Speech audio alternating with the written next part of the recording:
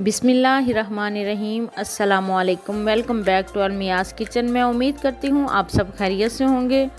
आज की रेसिपी में हम बनाने जा रहे हैं मटन कौरमा। तो चलें बनाना स्टार्ट करते हैं।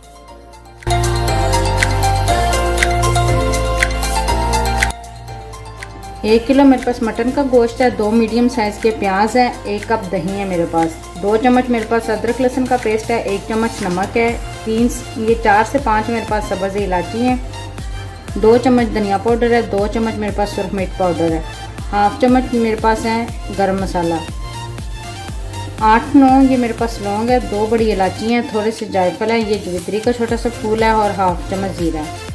अब हम प्रेशर में 1 कप कुकिंग ऑयल डाल के अब उसमें प्याज डालेंगे। प्याज को हल्का सा फ्राई करेंगे। प्याज को हल्का सा फ्राई करने के बाद अब हम इसमें गोश्त डाल देंगे।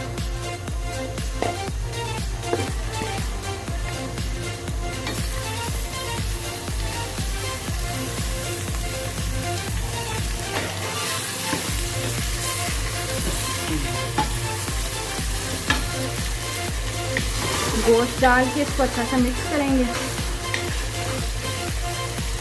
अब हम इसमें सब्ज़ इलायची, अदरक लहसुन का पेस्ट वो डाल के अच्छा सा मिक्स करेंगे।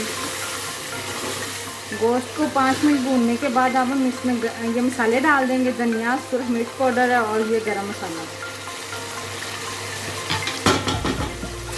डाल के इनको अच्छा सा भूनेंगे।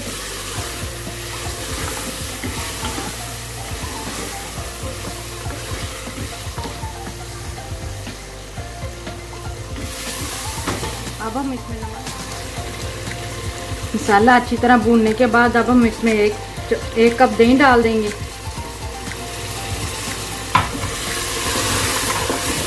दही डालने के बाद अब हम अच्छी तरह इसको भूनेंगे तब तक जब तक दही का पानी खुश्क नहीं हो जाता। दही का पानी अच्छी तरह खुश्क हो चुका है। अब हम इसमें पानी डाल देंगे। मैं इसमें 1 गिलास पानी डाल, दही का पानी खुश्क करने के बाद मैंने इसमें 1 गिलास पानी डाल दिया है। अब हम इसको 5 से 10 मिनट के लिए प्रेशर लगाएंगे। पानी आप अपने गोश्त के हिसाब से डालें। गोश्त हमारा अच्छा सा गल चुका है। आपने ग्रेवी जितनी बनानी हो आप अपना पानी उसी हिसाब से डाल लें। ये मेरे पास जो मसाले थे, ज़ीरा, लौंग, दालचीनी, जायफल, जवित्री, उनको मैंने इस तरह पाउडर उसका बना लिया है, वो अब हम डाल देंगे। मसाला डालने के बाद इसको 5 मिनट हल्की आंच पे यानी कि दरमियानी दम वाली आंच में हम पकने के लिए रख देंगे। मिलते हैं 5 मिनट के बाद।